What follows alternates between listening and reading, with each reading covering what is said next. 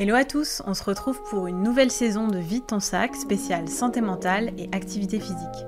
Aujourd'hui et dans les prochains épisodes, on donne la parole à des jeunes qui nous parlent de leurs pratiques sportives, de leur vie étudiante, des défis qu'ils et elles rencontrent au quotidien et comment ils y font face.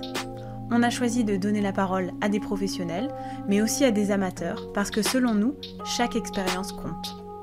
On espère que ces récits de vie et ces discussions sur des sujets parfois encore tabous vous donneront matière à réfléchir sur votre propre relation à l'activité physique et à la santé mentale, et pourquoi pas, vous lancer dans une nouvelle activité cette année.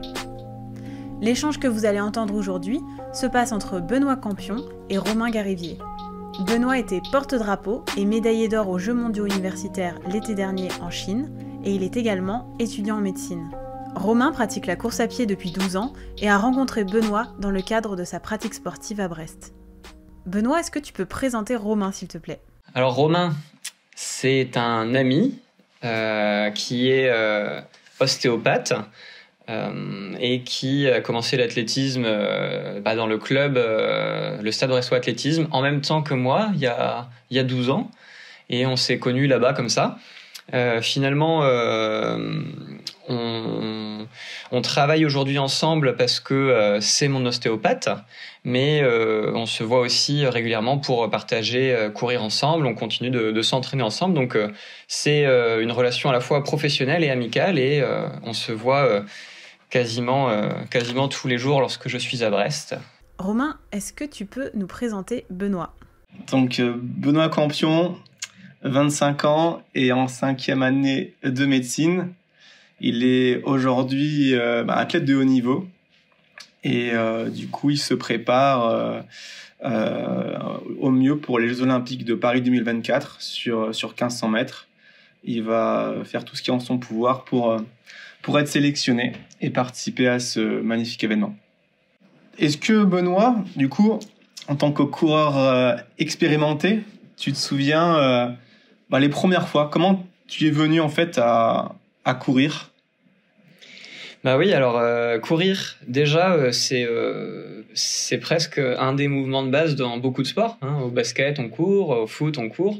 C'est vrai que moi j'ai commencé par le football au Stade Brestois 29. Mais la première fois que j'ai couru en tant que sport, c'était au cross du collège. Je me souviens en 6e. Alors je me souviens plus exactement de la course, mais les souvenirs que j'ai, c'est qu'on s'était bien amusé et que j'avais terminé 2e en ayant tout donné. Et c'est vrai que c'était assez abstrait pour moi à l'époque. Voilà, juste courir, juste aller d'un point A à un point B le plus vite possible. Mais on s'était bien amusé. Et puis ensuite, on avait fait les crosses scolaires. Donc c'est comme ça que ça a commencé. Et toi, Romain? Ouais, mais c'est vrai que c'est un peu pareil que toi. Le fameux cross du collège, je pense qu'on en a tous eu l'expérience. C'est vrai que c'est bon ou mauvais, ça dépend pour qui. Mais c'est vrai que c'est un peu un passage qui était, en tout cas à l'époque, quasiment un peu obligatoire. Moi, j'ai commencé assez tardivement à courir, vers l'âge de 25-26 ans, de ton âge actuellement. Avant, j'ai pratiqué beaucoup de foot, de tennis. Et les premières fois où finalement j'ai couru, c'était avec mon papa, quand lui il s'entraînait déjà en tant que triathlète. Et je l'accompagnais du coup avec lui sur quelques courses. Et c'est comme ça que j'ai pris goût progressivement à courir. J'y reviendrai peut-être un peu plus tard. C'était toujours plus facile des fois que de faire d'autres activités physiques. Et puis finalement, je me suis pris au jeu. Ouais, c'est vrai que c'est quand même l'un des sports les plus simples au monde. C'est vrai. Ensuite, on peut parler aussi des États-Unis. Alors, c'est vrai que pour faire le lien. D'ailleurs, à ce propos, voilà, pour revenir en fait à la simplicité de la course à pied, comme je l'expliquais précédemment, je faisais du tennis, du foot, et c'est vrai que lorsque j'étais étudiant, ce qui était le plus difficile pour moi, c'était justement de pouvoir accéder à un terrain de tennis ou à un terrain de foot, notamment quand on fait ses études à Paris ou à Nice après, comme ça a été mon cas. Et c'est vrai que c'était rien de plus facile de prendre une paire de chaussures et d'aller courir, faire le tour du quartier, tout simplement pour se défouler. C'est vraiment quelque chose dont je ressentais vraiment le besoin. Je sais que toi, tu as eu une toute autre expérience, du coup, quand tu es parti aux États-Unis. mais d'ailleurs avec une autre intention d'ailleurs aussi, puisque tu es allé là-bas aussi en partie pour courir, si je me souviens bien. Ah oui, c'est ça. C'est-à-dire que le sport est extrêmement lié aux études aux États-Unis. Les universités rayonnent à travers leurs résultats académiques, mais aussi leurs résultats sportifs. Et donc, il y a une vraie synergie dans les deux.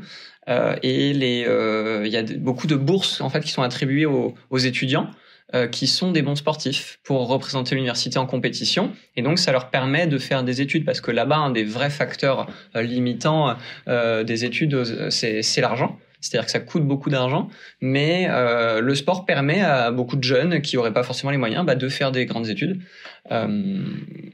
Donc, on voit vraiment la construction du modèle qui est vraiment lié, qui lie le sport et les études, et aussi dans la vie pratique, c'est-à-dire que les emplois du temps sont faits pour que tous les après-midi, on ait le temps d'aller s'entraîner avec l'équipe.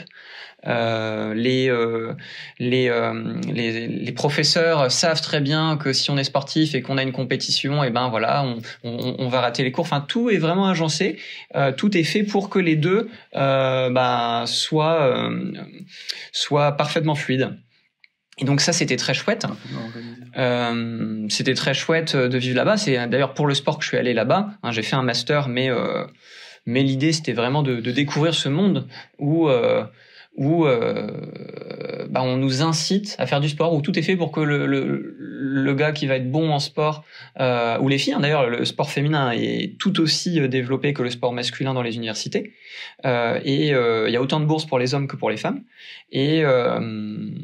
Et voilà, de se dire que on fait rayonner son université à travers son sport, c'était vraiment quelque chose qui me plaisait. Ouais, c'était. Je vois bien, je me souviens de cette période-là où tu étais là-bas, et c'est vrai que c'est vraiment une expérience totalement à part entière. C'est vrai qu'en France, on n'a pas tout ce genre de possibilités d'expérimenter ça. Il y a d'ailleurs de plus en plus d'étudiants en fait qui font ce même parcours que toi, qui partent aux États-Unis pour 1 an, 2 ans pour s'entraîner. Et c'est vrai que moi, quand j'entendais la manière dont les choses étaient organisées et structurées là-bas, ça me donnait moins envie de reprendre mes études pour y aller, parce que c'est vrai que poser son maillot directement dans le panier de linge sale à la fin de l'entraînement, c'est un luxe quand même quand on est étudiant, on n'a pas à s'en occuper. Et pour le coup, quand même, 1 an et demi, c'est ça aux États-Unis, Benoît? Oui, c'est ça. Alors, on avait prévu 2 ans pour faire le master, et finalement, il y a eu le Covid en 2020 qui a fait qu'on s'est arrêté au milieu d'année. Et pardon, je te coupe, et c'est vrai que je me disais, comment tu as géré justement l'éloignement aussi familial, et puis avec ta copine, puisque à l'époque, tu j'aurais une copine, oui. Comment tu as géré tout ça finalement, en fait, l'éloignement Ouais, alors c'est vrai qu'il y a un éloignement qui est assez important. Je revenais qu'une fois je revenais aux vacances de Noël. On parle de ça, t'avais 21 ans, c'est ça C'est ça, j'avais 20 ans quand je suis parti. 20 ans, donc c'est assez jeune quand même. Ouais, alors c'est vrai que ils nous en ont parlé tout de suite quand on est arrivé dans l'université, parce qu'il y a beaucoup d'étudiants internationaux, et ils nous ont dit, écoutez, vous les étudiants internationaux, vous êtes un peu plus sujets aussi à ces risques-là, et donc il y a plusieurs phases lorsque vous arrivez, c'est de se dire, vous arrivez aux États-Unis, c'est génial, c'est grand, c'est beau, tout le monde est sympa, et donc on est excité, on est très content. Quelques jours plus tard, on commence à se dire mais quand même, il y a un tel qui me manque, il y a mes habitudes, il y a mon chez moi, et donc on peut être un peu plus triste. Et ensuite, finalement vient la 3e phase où on s'adapte et on arrive à recréer un environnement dans lequel on se sent bien. C'est vrai que pas voir les copains, ça peut manquer. Néanmoins, j'essayais toujours de me focaliser sur la chance que j'avais de vivre l'expérience que je vivais. C'est-à-dire que oui, il y a des gens qui me manquent, oui, il y a des choses que j'aimerais faire, mais de toute façon, de par le choix que j'ai fait, je ne pourrais pas les faire. Je ne pourrais pas les voir. Et donc, plutôt que me dire, mince, je suis triste de pas pouvoir faire ça, je me concentrais surtout sur ce que j'avais la chance de vivre. Je me dis, oui, par contre, j'ai énormément de chance de faire ci, j'ai énormément de chance de faire ça.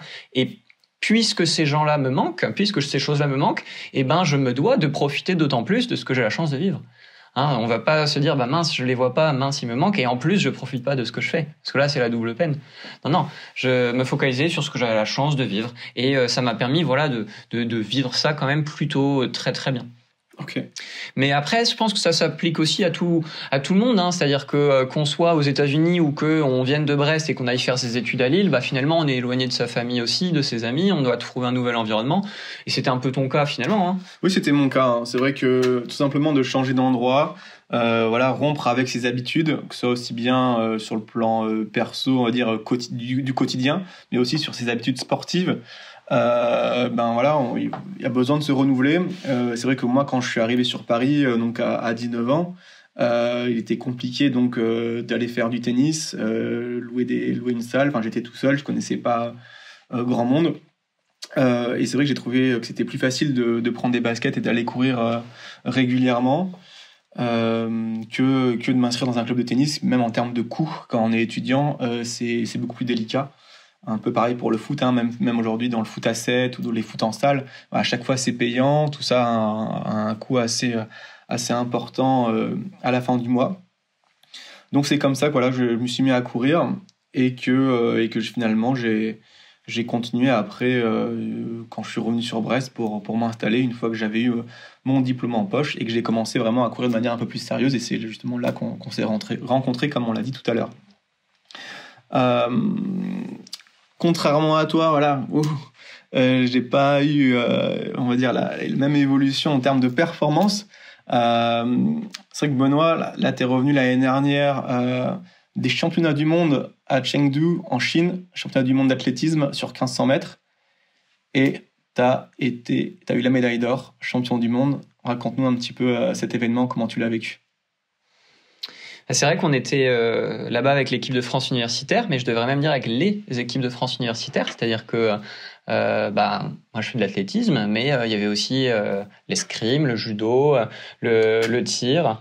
Il y avait tout un tas de sports. Je crois qu'il y avait une douzaine de sports dans lesquels la France était représentée. Donc c'était très chouette de partager ça avec des gens d'autres milieux. Hein, finalement, on voit aussi qu'il y a pas mal de points communs entre les différents sports, que ce soit du sabre ou de la perche ou de la course à pied. Et puis, on était 2 semaines là-bas, donc 2 semaines avec tous les staffs. C'était très chouette. Et je savais que j'avais quand même une course à jouer, ou une course dans laquelle j'avais ma carte à jouer, où je pouvais gagner. Donc voilà, j'ai essayé d'être le plus tranquille possible, de me focaliser sur mon objectif, mais aussi de pas être la tête là-dedans pendant 2 semaines. Et donc quand je suis arrivé sur le tartan, j'étais prêt. Les séries sont très bien passées, c'est-à-dire la première course, l'entrée en championnat s'est très bien passée. Et puis le jour de la finale, c'était un peu particulier parce que je savais que c'était ma dernière course en tant en équipe de France universitaire, parce qu'il y a la limite des 25 ans. Donc c'était on arrivait en fin de cycle et je savais que je pouvais être champion du monde universitaire. Et finalement, j'ai énormément profité de cette course, voilà, d'un stade avec un public nombreux, avec des très bons adversaires aussi. Et j'ai vraiment voulu profiter de l'événement. Et finalement, la course après, je me suis amusé, je me suis fait très mal parce que voilà, c'est dur de courir vite. Il y a une douleur physique, mais j'ai aussi quand même réussi à profiter. Et voilà, on a gagné. Et vraiment, je pense que ce qui est important de souligner, c'est que on a gagné. C'est pas moi qui ai gagné, c'est toute l'équipe avec laquelle je travaille au quotidien. Et c'est vrai que voilà, les efforts ils sont partagés au quotidien. Et quand je passe la ligne, la première chose que j'ai envie de faire, c'est d'aller embrasser mon frère, ma sœur qui étaient là en tant que kinésithérapeute. Ils étaient dans le staff de l'équipe de France. Et puis tout de suite après, j'ai appelé mes coéquipiers d'entraînement, entraîneurs, famille aussi, tous les gens avec qui en fait et les copains, les gens avec qui on travaille. Et donc la performance elle est collective, le résultat il est collectif. Et donc finalement on est très content de pouvoir partager ça. Et je pense que c'est important dans le sport, c'est on est content de gagner, mais c'est avec qui on célèbre, avec qui on est content de partager quand on a gagné. Et ça c'est important. Comment t'en as fait aussi toi des compètes par équipe? Je t'apprends pas tout ça. Non, c'est évident que c'est avant tout c'est aussi un sport collectif, même si c'est un sport individuel. On n'est pas tout seul à s'entraîner. C'est toujours plus facile d'être en groupe. On a souvent des coachs aussi qui sont derrière, qui nous aident au quotidien à progresser. Donc c'est vraiment effectivement comme tu le disais, l'esprit général assez collectif qui est à mon sens la chose qui fait que la performance est d'autant plus belle. Et d'ailleurs, est-ce que tu as remarqué, c'est l'une d'ailleurs des choses que on a l'impression quand ici en France par rapport à d'autres pays, comment est-ce que au niveau mental, préparation mentale, comment est-ce que comment dire, est-ce que tu as vu des différences avec la France ou avec ce que tu as pu vivre en tant qu'athlète français tout simplement, que ce soit aussi bien que l'entraîneur, que potentiellement un préparateur mental, un psychologue, est-ce qu'il y avait des accompagnements au niveau structurel qui étaient un peu plus présents aux États-Unis? Est-ce que tu as vu une différence tout simplement? Une différence, je sais pas, mais il y a deux choses que j'ai remarquées, c'est peut-être qu'on fait la même chose en France, mais c'est que quand on est arrivé, tout de suite on nous a parlé de ça en tant qu'étudiants qui arrivons d'un autre pays, des difficultés qu'on pourrait ressentir.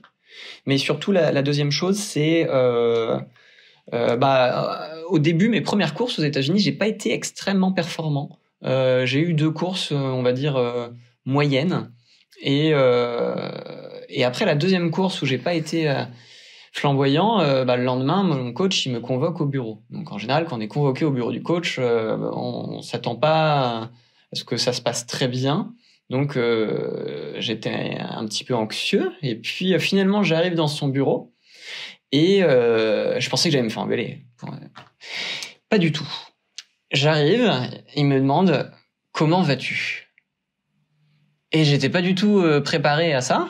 Il m'a dit comment vas-tu? Il m'a dit écoute Benoît, t'as des qualités athlétiques qui sont superbes, t'as eu des super résultats et là ça marche pas. Donc moi ce que j'essaie de comprendre c'est est-ce qu'il y a quelque chose qui va pas? Est-ce que t'es heureux d'être là? Est-ce que comment ça se passe? Ça fait 2 mois que t'es aux États-Unis, qu'est-ce qui se passe? Et effectivement j'ai trouvé ça hyper pertinent. C'est-à-dire que la problématique c'était pas dans l'entraînement, c'était que je venais d'arriver, donc il y avait pas mal de choses qui étaient nouvelles pour moi. Moi je parlais très bien anglais mais j'avais du mal à le comprendre. La compréhension orale était pas facile. Donc c'est pas facile d'interagir avec ses coéquipiers quand tu piges pas tout ce qui se dit, notamment avec discussion. C'est sûr. Voilà, et donc en cours aussi, c'est-à-dire qu'il y avait des choses qui étaient assez spécifiques au niveau de la forme. Le fond, moi j'étais capable de comprendre, mais il demandait une forme assez spécifique dans le master de sciences dans lequel j'étais. C'était un master de préparation physique. Et donc voilà, ça demandait un peu des adaptations. Et donc j'étais dans cette période-là où ça me demandait beaucoup d'investissement, de m'adapter à tout ça. Et donc effectivement, j'étais un peu fatigué, mais de manière globale, quoi. C'était pas dans les jambes, c'était moi j'étais un peu fatigué. Et le qui me demande comment vas-tu, une question aussi simple que ça, mais qui était la seule question à poser en fait. Et c'était la solution. Et finalement après on a adapté, il m'a dit si t'as besoin machin, il a essayé de m'aider de son mieux et puis il a été parler aussi à mes professeurs et finalement ça s'est très bien passé. Et puis au bout de quelques semaines j'avais pris le rythme, j'étais un très bon étudiant et sportivement aussi on avait des très bonnes performances. Mais comment vas-tu? Je trouve que c'est une question qu'on pose parfois, qu'on pose tout le temps, mais c'est intéressant de vraiment la poser. C'est-à-dire pas juste en ça va la forme quand on voit le copain. Comment vas-tu? Je trouve que c'est une question qui est absolument pertinente. Tout à fait. Voilà. Alors, on a parlé du coup de cette belle victoire en Chine, mais la vie de sportif, la vie tout court, pas que dans le sport, c'est aussi fait d'échecs. Est-ce que toi, il y a des échecs qui t'ont marqué, on va dire, ou qui t'ont marqué, servi c'est vrai que ça, c'est une bonne question. Et tu disais tout à l'heure que tu avais des difficultés sur les premières courses. Alors moi, j'ai bien sûr une vie d'athlète bien moins riche en termes de performance, mais j'ai toujours eu la volonté de m'améliorer, de progresser. Et dans cette progression, donc maintenant je parle sur une dizaine d'années, un peu plus même, puisque ça fait 12 ans, bien sûr, je suis passé par plein de moments de doute et notamment des échecs assez importants sur des objectifs de résultats. Souvent, on se donne des objectifs de résultats.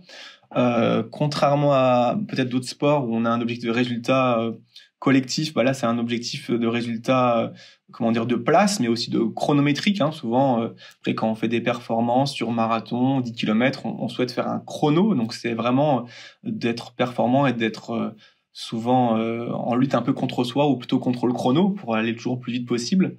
Et oui, comme beaucoup, je pense, à un moment donné, je me suis fixé des objectifs qui étaient certainement un peu trop élevés ou de manière certainement trop rapide. Ce qui fait que j'ai vécu pas mal d'échecs. Pas mal d'échecs, ça m'a demandé de me poser et de me remettre en question un certain nombre de fois. C'est comme ça d'ailleurs que je me suis intéressé à des livres de développement personnel. J'ai eu l'occasion également de consulter un psychologue, un préparateur mental, vraiment essayer de comprendre finalement qu'est-ce qui participait à la performance et comment je pouvais l'atteindre. Sur l'échec, moi je me souviens d'un super bouquin qui m'a beaucoup plu à l'époque, ça s'appelle les vertus de l'échec de Charles Pépin, qui reprend en fait vraiment en résumé tous les avantages, mais aussi tous les avantages aussi de l'échec.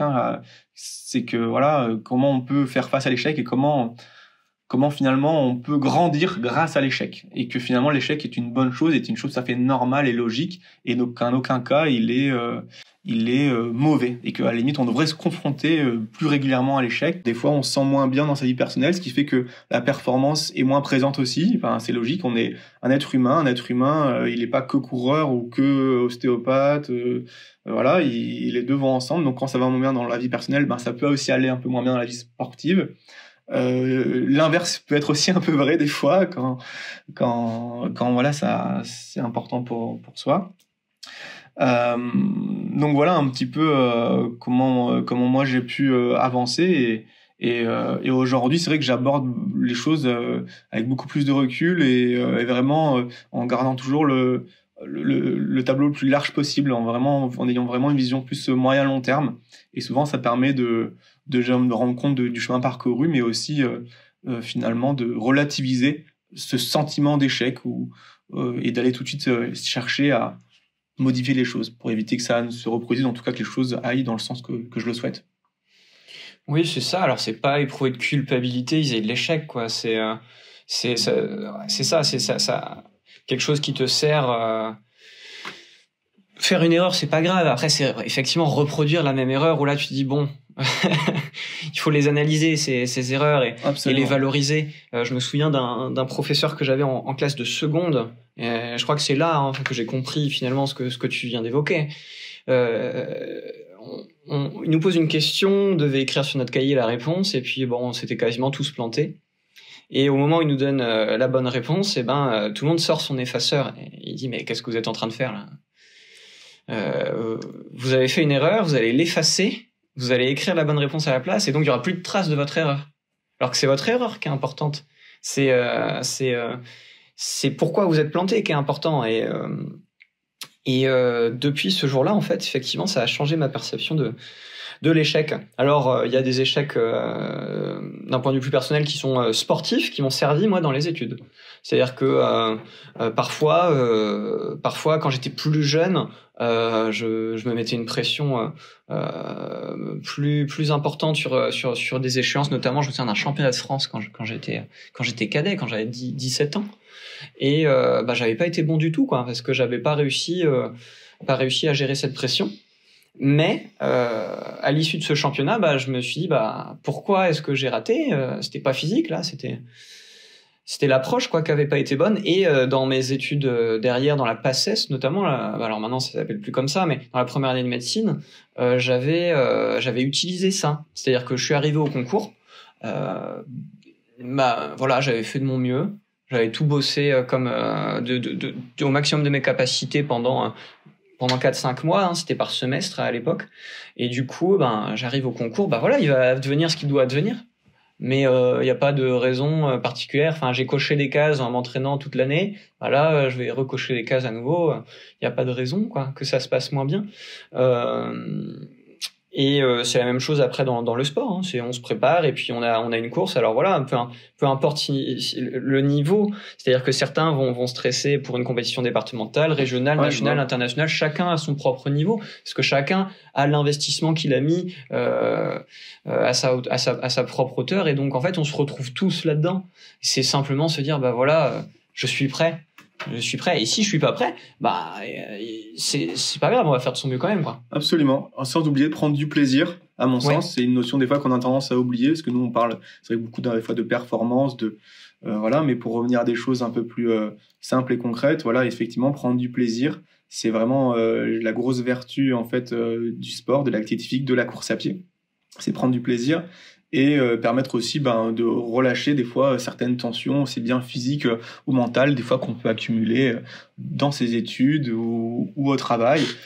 Ça permet vraiment voilà, de relâcher tout ça, faire descendre un petit peu la pression des fois qu'on se met des fois d'ailleurs, même très souvent d'ailleurs, tout seul.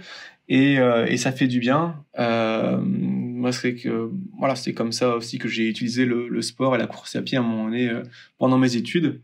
Est-ce que du coup, toi, qui les études t'es toujours dedans d'ailleurs, est-ce que t'aurais des conseils ou des choses à préconiser justement pour les étudiants qui justement des fois on peut penser, même toi qui as fait une première année de médecine, hein, une année qui est très demandeuse, donc pour tous les étudiants en prépa, en première année, je ne sais quoi, enfin les années où on travaille beaucoup, mais aussi pour les années qui suivent, parce que souvent, c'est des moments où il y a un peu rupture, hein, à l'âge 18-19 ans, on sort du lycée, il y a plus de sport obligatoire à l'école, et on part des fois à l'autre bout de la France et on s'arrête de faire du sport.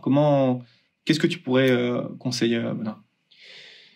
C'est vrai que une des premières choses que j'ai faites quand je suis arrivé en deuxième année de médecine, c'est le jeudi après-midi aller faire du foot avec les copains de ma promotion.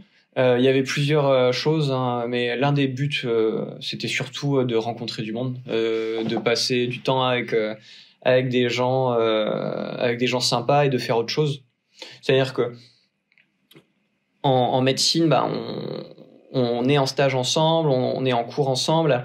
On peut facilement en fait être un peu enfermé là-dedans et parler beaucoup de ça. Finalement, moi je suis convaincu que si on veut être très très performant dans un domaine, faut savoir de temps en temps en sortir. Et donc voilà, aller faire du sport avec les copains, c'était la première chose que j'ai faite en deuxième année. Après, on a la chance aussi à l'UBO, à l'Université de Bretagne occidentale, d'avoir énormément de sports qui sont proposés par le SUAPS. Et donc, oui, moi je suis allé faire du foot parce que j'en avais fait quand j'étais jeune, mais ceux qui veulent faire du badminton, de la musculation, de l'escalade, de la planche à voile, enfin, il y a énormément de sports qui sont proposés. Et ça c'est important et ça c'est chouette. On va rencontrer des gens aussi de d'autres filières. Qui sont des étudiants comme nous mais dans d'autres domaines, donc ça c'est vraiment top. Et j'entends souvent aussi des étudiants, et ça a été mon cas, qui l'année du concours arrêtent complètement le sport. Moi j'ai arrêté le sport pendant ma PACES, et avec le recul c'était je pense une petite erreur, parce que moi je voyais le temps que ça me coûtait. Je voyais, mais si je vais faire 1 heure, c'est 1 heure où je bosse pas. J'avais pas en conscience à l'époque des bénéfices que ça m'apportait. Et donc je voyais le coût, je voyais pas le bénéfice. Mais en fait aujourd'hui le bénéfice il est immense. C'est-à-dire que voir un peu d'autres gens pendant une année où on fait que penser à travailler et concours, ça fait un bien fou, quoi. Ça fait décompresser. C'est même plus chouette que regarder un épisode d'une série où finalement la seule chose qu'on a envie de faire après avoir regardé un épisode d'une série, c'est regarder un deuxième épisode. Voilà, quand on est allé faire 1 heure de badminton, voilà, moi ça m'a fait vraiment du bien de retrouver la vie après cette année. Et si ça avait duré 2 ans, c'est sûr qu'il aurait fallu que je fasse du sport. Sur 9 mois, j'entends que certains se disent je suis capable d'être sur un seul objectif pendant 9 mois. Mais même là, il y a un intérêt. Il y a un intérêt à l'activité physique pour... Bien sûr, on pense à la santé, voilà. Mais même pour être plus performant dans ce qu'on fait, il y a l'intérêt de court terme. C'est-à-dire que si on a un concours et qu'on se dit mais j'ai des examens et je veux pas les rater, oui, mais le sport sera quand même un outil pour réussir ces examens, et il sera un outil bien sûr pour rester en bonne santé toute votre vie. Donc il y a cette dualité que j'avais pas vue moi à l'époque. Ouais, mais c'est tout à fait juste, je pense, et c'est quelque chose qui me revient. Je crois même que voilà, pour vraiment bien oxygéner le cerveau, en fait, l'activité physique permet une meilleure oxygénation du cerveau et du coup derrière une meilleure capacité souvent de mémorisation, puisque souvent dans les premières années, c'est ce qu'on nous demande, c'est de mémoriser un certain nombre d'éléments rapidement. Et en fait, du coup, voilà, avoir une activité physique permet de détendre, enfin d'oxygéner encore mieux le cerveau et aussi de détendre, on va dire, tout le système musculo-squelettique, ostéo-articulaire. Donc libérer un peu d'endorphine aussi, ça permettra vraiment au cerveau de bien digérer et bien intégrer l'intégralité du travail. Il y a un point qu'on peut clarifier aussi, c'est-à-dire que on parle de sport, on peut aussi parler d'activité physique. C'est-à-dire que oui, il y a à prendre le temps d'aller faire du sport, mais l'activité physique, c'est tout le temps. Et quand je travaille à la BU, parfois les gens ils me regardent un peu bizarrement parce que toutes les 20-30 minutes, quand j'ai fini un chapitre, en fait, je me lève et je fais un petit tour. Voilà, je fais un petit tour, je me balade, et puis je retourne m'asseoir. Parce que au bout d'un certain temps, c'est assez rapide, hein, le cerveau, il arrive plus à se concentrer. D'ailleurs, tu as été, je crois, à l'origine d'une association de course à pied à l'UBO ou de la création? Non, ouais, alors... À peu près, grosso modo, en troisième année, on a les associations étudiantes, et bien c'était l'occasion aussi, nous, en médecine, de faire ce qu'on appelle maintenant le Running Medicine Club. Tout simplement, c'était se dire, un jour par semaine, peu importe le niveau, on se retrouve devant la fac et puis on parcourir. On fait 2 boucles, on fait une boucle d'1 quart d'heure, une boucle de 30 minutes, et puis en fait, on s'est rendu compte qu'il y avait pas mal de monde finalement. Simple et efficace. Ah ouais, il y avait pas mal de monde. C'est vrai que les gens, parfois, ils ont juste besoin de quelqu'un pour se motiver, et le fait d'avoir rendez-vous, c'est parti. Sans prétention, et finalement, beaucoup de gens qui, très simplement, mettent leur basket et sont venus vous rejoindre. Ouais, alors je me souviens, à l'époque, on était plusieurs à organiser ça, mais je me souviens que parfois on recevait des messages de « Ah, mais est-ce que je peux venir parce que moi je cours pas beaucoup, ou j'ai pas un très bon niveau ?» En fait, il y a beaucoup de monde qui a peur de ça, faut pas avoir peur du tout. C'est-à-dire que beaucoup de monde est dans le même cas, et il y avait plein de gens qui étaient contents d'aller courir déjà que 15 minutes, et puis la fois d'après ce sera peut-être 16, 17, et en fait il y a pas mal de monde qui a progressé aussi avec ça. Il faut surtout pas avoir peur d'être ridicule ou de pas y aller, hein. C'est vraiment des moments où tout le monde est bienveillant, tout le monde est chouette, les gens qui font du sport en général ils sont quand même sympas et bienveillants. Et ça permet de rencontrer du monde. Ouais. Surtout quand on arrive dans une nouvelle ville et qu'on connaît pas grand monde, ça permet très facilement de rencontrer d'autres gens qui partagent potentiellement une même activité physique. Ça fait toujours du bien. Et c'est vrai qu'il y a 2 choses, hein. C'est-à-dire que soit on le fait avec les copains, en l'occurrence là c'était les copains de médecine devant la fac, soit on va regarder un club de course à pied à côté, et il y en a qui l'ont fait, hein. C'est vrai que quand on débarque dans une ville, aller mettre son nez dans un club de badminton, course à pied, de handball, ça permet de rencontrer tout de suite pas mal de monde. Mais ce que je disais juste avant, c'était au niveau de l'activité physique, c'est-à-dire que au quotidien, l'activité physique elle est présente, c'est-à-dire que il suffit de se garer un petit peu plus loin, il suffit ou tout simplement d'aller en voiture ou en vélo, pas forcément en véhicule, les escaliers, enfin c'est des trucs mais de base tout simplement, hein. Et boire de l'eau. Boire de l'eau parce que ça permet d'être performant. Boire un tout petit peu d'eau fait énormément baisser les performances cérébrales, et l'idée c'est que si on boit de l'eau, on aura envie d'aller aux toilettes, et donc on va se lever, et donc on va pas rester assis toute la journée. Et même si on a fait du sport plus tôt dans la journée, rester assis pendant des heures c'est très mauvais. Et donc voilà, faut bouger. Boire de l'eau c'est un super outil pour ça. On parlait d'hydratation, et moi je vais te parler également un peu d'alimentation.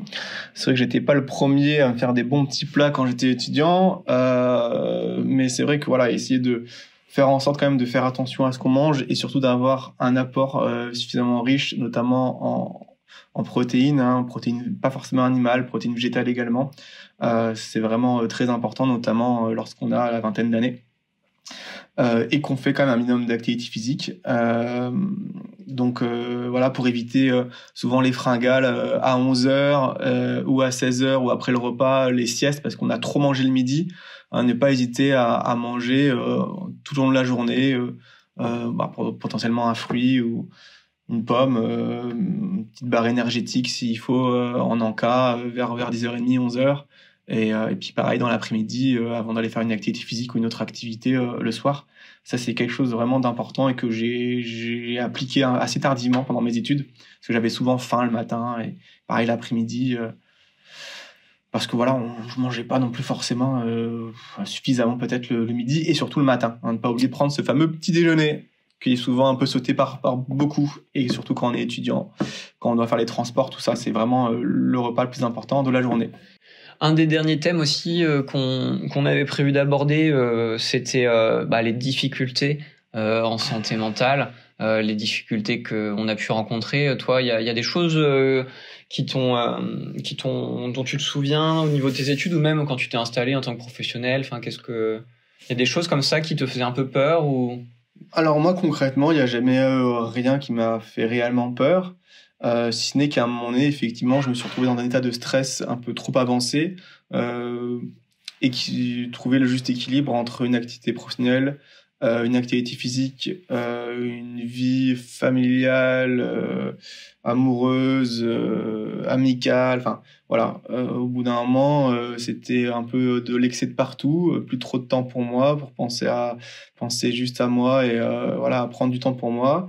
Et c'est comme ça qu'effectivement, notamment à cause de l'entraînement, je me suis retrouvé dans une période un peu plus difficile à gérer de manière générale, où j'étais tout le temps fatigué, j'avais des difficultés à m'endormir, j'étais plus irritable, moins sociable.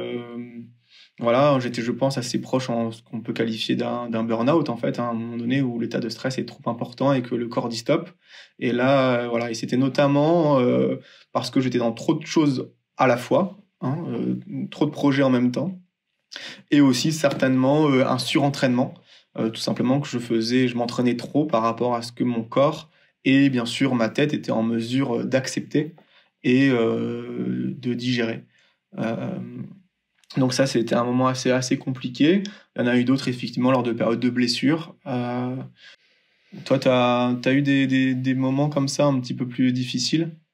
Quelques blessures peut-être, quand même, des moments où il y a des petites douleurs? Non, j'ai la chance quand même d'être très bien entouré, donc on gère ça quand même beaucoup mieux. Mais il y a quand même, oui, des fois des échecs qui sont pas faciles à encaisser, notamment quand, voilà, ça fait 1 an qu'on travaille pour quelque chose et ça se passe pas bien. Une des choses quand même que j'ai apprise avec le temps, c'est que il y a un risque dans tout ce qu'on fait. On sait souvent l'investissement qu'on va mettre, mais le résultat on le connaît pas à l'avance. Et je pense que voilà, c'est accepter le risque, c'est se dire voilà, je sais ce que ça va me demander comme investissement, mais ça peut ne pas marcher. Et c'est là qu'on voit aussi tout l'intérêt de tu parlais tout à l'heure d'objectif. Voilà, si c'est le résultat qui est la seule chose qui compte, effectivement ça peut être angoissant parce que ça marche pas. Donc on a fait tout ça pour rien. C'est in fine le prolongement qu'on peut trouver. Alors que si les objectifs ils sont plus dans le processus, finalement, voilà, lorsqu'on arrive au moment de l'échéance, lorsqu'on arrive à notre concours, à notre examen, des moments professionnels charnières, finalement, on n'a pas passé du temps à souffrir pour arriver là. On est content d'être là et ça rend quand même les décisions et les résultats plus faciles à digérer, qu'ils soient bons ou mauvais. Donc pour moi, voilà, l'acceptation du risque, c'est important. Ça peut mal se passer, mais voilà, c'est aussi se dire, si j'échoue, qu'est-ce qui se passe? J'ai toujours mes amis, j'ai toujours ma famille, j'ai toujours les gens qui m'entourent, j'ai toujours des choses. Enfin, tout ne s'écroule pas finalement. Et puis même, je repense à la PACES. Si on n'a pas notre concours de PACES, malgré tout, qu'est-ce qui reste à la fin de cette année-là? On a appris à travailler et à avoir une capacité de travail qui est énorme. Et donc, si on n'a pas le concours de PACES, on a quand même développé des compétences qui serviront par la suite. Et j'ai des amis qui n'ont pas réussi le concours de PACES, mais qui ont été extrêmement performants par la suite parce que cet échec leur a servi à quelque chose. Alors oui, le résultat n'était pas bon, n'était pas celui qu'ils espéraient, mais le processus qui a amené à à tout ça leur aura quand même énormément servi. Donc voilà, faut pas se focaliser non plus que là-dessus. Et tu parlais d'un autre truc, Romain, tu parlais de soi. C'est-à-dire que pour moi, il faut vraiment aussi, dans nos relations, avec notre travail, avec les gens autour, penser à soi. C'est pas de l'égoïsme. C'est simplement se dire que je veux prendre soin des gens autour de moi. Comment est-ce que je peux prendre soin des gens autour de moi si moi, je ne suis pas capable de m'occuper de moi d'abord ? C'est-à-dire que pour pouvoir être bien avec les autres, il faut être bien avec soi-même. Et donc la relation avec soi-même, s'occuper de soi, c'est la première des choses pour pouvoir ensuite être performant dans son sport, dans ses études, dans son travail, être bien dans ses relations amicales, sociales, amoureuses. Mais c'est ne pas s'oublier, se sacrifier entre guillemets pour ça. C'est s'investir pleinement là-dedans, mais plutôt être dans un rayonnement. C'est-à-dire se dire voilà, moi je prends soin de moi, j'ai confiance en moi, j'ai des qualités et je vais en faire bénéficier les autres. Et on va faire des choses chouettes ensemble. Et non pas se substituer au groupe. Voilà ce que je souhaitais rajouter. Ouais, mais je te suis parfaitement et on est sur la même longueur d'onde à ce sujet. Peut-être pour ça que je t'aime bien. Et sinon, Benoît, on est dans une émission qui s'appelle Vide ton sac. Est-ce que tu peux nous dire qu'est-ce que tu as actuellement dans ton sac de sport ? Eh ben, ça va faire écho à ce que tu as dit tout à l'heure. Hein. C'est pour ça que je souriais quand tu parlais de fruits. J'ai une banane dans mon sac et une gourde, parce que je me trimballe toujours avec ma gourde. C'est toujours bien t'hydrater. Absolument. J'ai toujours une ou deux gourdes et un fruit. Et puis des vêtements de sport, parce que on va aller courir après. Après tout ça, on part courir ensemble et tu vas soulever aussi des trucs un peu lourds, tu vas faire du muscu. Un peu de renforcement musculaire également. Voilà, donc on parle de course à pied, mais le renforcement musculaire, il peut y participer largement. Et c'est une très bonne activité physique qui est vraiment en plus d'ailleurs plus à la mode actuellement, avec beaucoup de salles de sport et beaucoup d'étudiants qui y vont, avec une accessibilité aussi qui est plus importante. Et moi je trouve que c'est vraiment une très très bonne chose. Je pense que c'est vraiment... super bien quand même d'avoir ces salles accessibles comme ça. Moi dans mon sac de sport j'ai, comme je le disais plutôt, moi des barres protéinées. L'eau je l'ai toujours avec moi, mais les barres protéinées parce que j'ai souvent des moments où j'ai un peu plus faim et puis bien sûr voilà les vêtements de sport, peut-être 2-3 crèmes chauffantes pour bien chauffer au niveau musculaire avant de partir courir. Et puis bien, je crois que c'est tout. Hein. Peut-être des épingles pour mettre un dossard de temps en temps pour une compétition. Ma licence. et puis voilà. Et t'es toujours prêt à t'inscrire sur une course, quoi. Toujours prêt à partir sur une course, sait-on jamais. D'accord. Moi, je rajouterais quand même que j'ai toujours un crayon dans mon sac. Parce que j'aime écrire. Quand il y a des choses à noter, j'aime écrire. Et quand il y a des décisions à prendre, j'aime aussi... Un papier, un crayon, c'est quand même toujours très utile. Et donc, on se trimballe jamais sans le crayon. Alors, pour conclure, moi, si je devais dire une dernière phrase, ce serait reprendre un petit peu l'intervention de Michel Simès, que j'ai vu l'autre jour, qui disait tout simplement le sport, l'activité physique, c'est pas quelque chose qu'on fait quand on a le temps. C'est pas si j'ai le temps, j'irai faire du sport. C'est-à-dire que c'est l'un des meilleurs outils de prévention en santé. C'est-à-dire que pour prendre soin de vous aujourd'hui, mais aussi sur du long terme, c'est absolument indispensable d'avoir de l'activité physique plusieurs fois dans sa semaine. Vous vous sentirez mieux aujourd'hui et vous serez en meilleure santé demain. Donc, voilà, c'est vraiment quelque chose dans l'ordre des priorités à mettre très haut parce que ça a un bénéfice immédiat et sur du long terme et surtout, c'est chouette, quoi. Aussi bien pour la santé physique et mentale. Absolument. Merci beaucoup Romain, merci beaucoup Marion pour cet échange. Merci à vous. Merci à Benoît et Romain pour leur témoignage et merci à la Fédération française du sport universitaire qui est partenaire de Nightline, notamment dans le cadre de la campagne Tête la Première. On espère que cet épisode vous a plu. Pour suivre le podcast Vide ton sac et toutes les actus de Nightline France, rendez-vous sur nos réseaux sociaux @NightlineFrance ou sur notre site internet nightline.fr. Et pour en savoir plus sur la campagne Tête la Première, rendez-vous sur têtelapremière.fr. À bientôt!